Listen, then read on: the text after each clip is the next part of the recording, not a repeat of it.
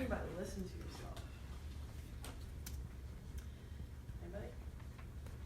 So most people walk around just from here to here, and they're emotionally constipated on top of it. So we have a whole being. Okay, we're not just our mind. We're not just our brain. Okay, we've got a heart, we got a gut with some intuition, we got a physical body. And that's how, why I was talking at the beginning of the class about that 15 minutes in the morning and the 15 minutes when you come home, those anchors, to like connect with with the whole part of who you are. What am I thinking? What am I feeling? What am I thinking? What am I feeling? What's my body trying to tell me? What is it trying to tell me emotionally? What is it trying to tell me physically? When I, started working on myself many years ago, all of a sudden, I remember at one point, I started to crave kale. Now, this is before anyone knew what kale was, okay? This is before kale was the cool vegetable, all right? Because my body was like, no, my body told me it needs kale. That's whatever, whatever nutrients, that's what it needed. So to be that in touch with your body, to get that in tune with yourself. What are you feeling? Now, when you're feeling something, so yes, we walk around emotionally constipated. Why is that? Because we don't like to feel pain. We don't like to feel emotional pain, right? So, you guys know the work of Brene Brown. I suggest you check out her work, whether it's TED Talk or books.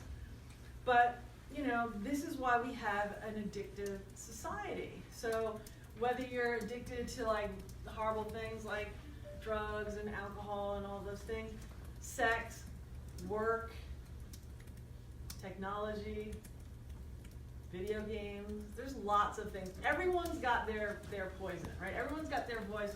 When you want to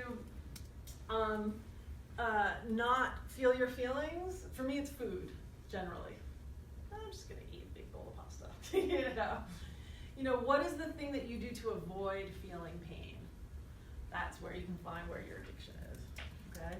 So, but here's the thing, it's like if we avoid feeling our feelings, the bad ones that we don't want to feel, whether it's anger, shame, resentment, if we don't feel the bad feelings, that means we're going to be numb to the good feelings too.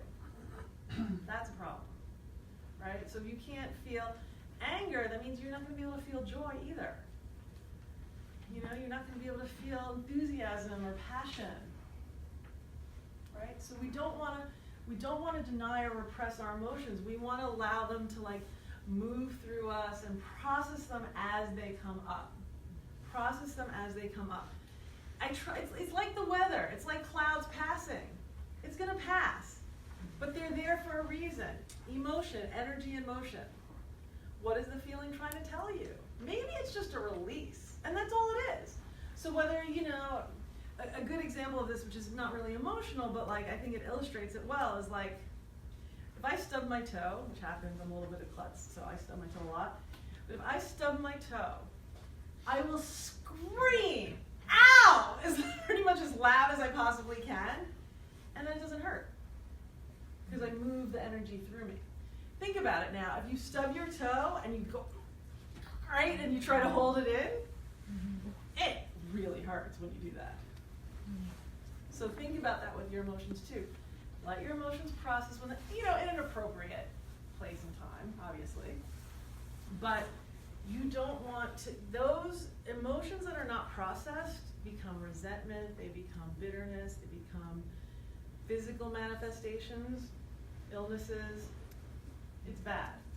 So, and we live in a society, and especially, if you're of the male persuasion, God forbid you feel an emotion or show an emotion.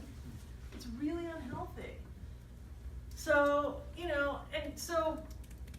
and here's the thing too, because people go, well, I don't want to have my emotions run my life. But this is where that checking in with yourself and being in control of your own time and your energy, you get to a place where you're kind of observing.